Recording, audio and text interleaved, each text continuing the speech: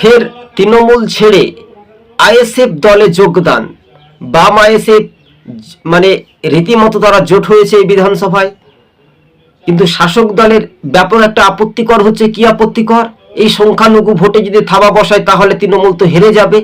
তাহলে শওকত মোল্লা যে বলেছিল না যে একটা আসন যদি জিততে পারে তাহলে আমার নামে কুকুর পুষে দেবে, তাই সেই শওকত মোল্লাকে বলছি কুকুরগুলো রেডি করে ঘরের বারান্দায় জানলায় আশেপাশে শিকল দিয়ে বেঁধে রাখে। কার কত ধানে ওজন, কার কত শক্তি বৃদ্ধি, তাই না?